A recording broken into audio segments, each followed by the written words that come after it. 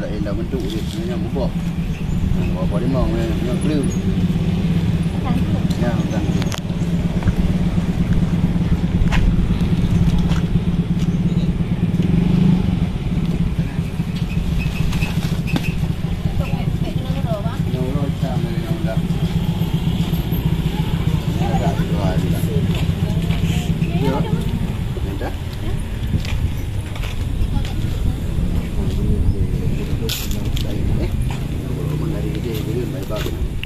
Pasar pisang di Pasar Lambaru.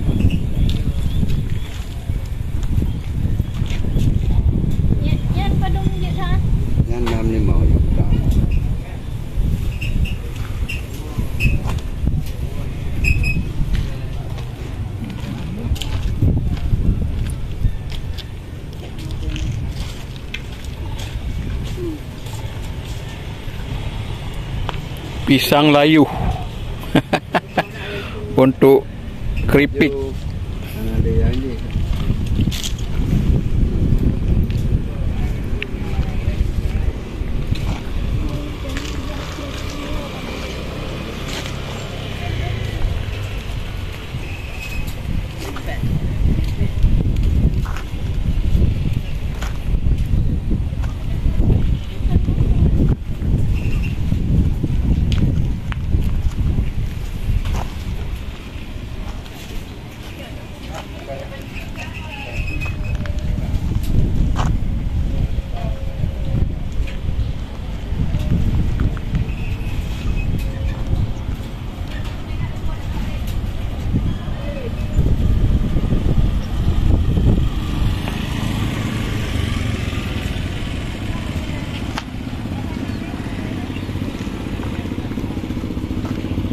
Menyediakan beraneka jenis pisang yang dipasok dari luar daerah seperti dari Birun, dari Pidi ya,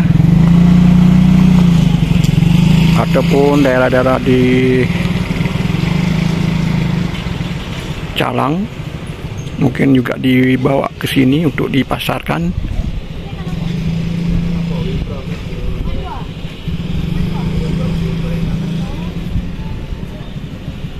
Kebetulan ini udah jam 5 sore, sebetulnya udah mau tutup karena Pasar Lambaru ini biasanya ramai saat pagi hari.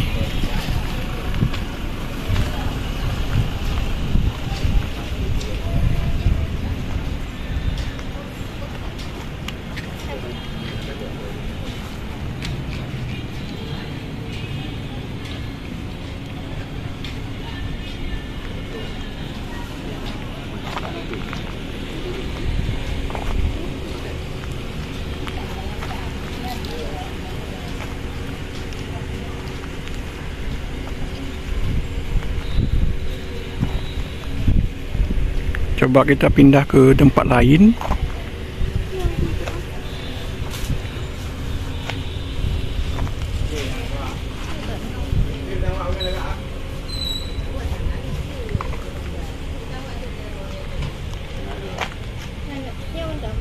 Ada juga pisang kepok. Kepok padu bang? Ya. Ini kepok. Yang lainnya apa pak? Yang lainnya ada 120 satu ini. Satu tandan. Satu tandan 120.000 pisang kepok. Kalau pisang layuh 70.000. Ini ya 70.000 pak. Ya untuk keripik sangat enak. Ini juga sangat enak untuk keripik pisang kepok. Ramai mengah pak? Ramai mengah.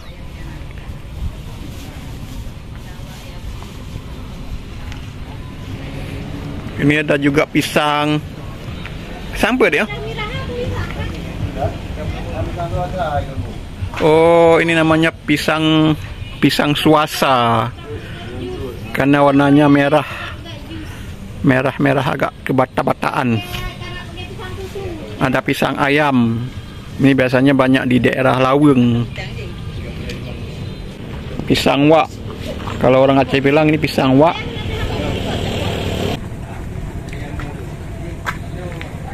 Ini pisang ayam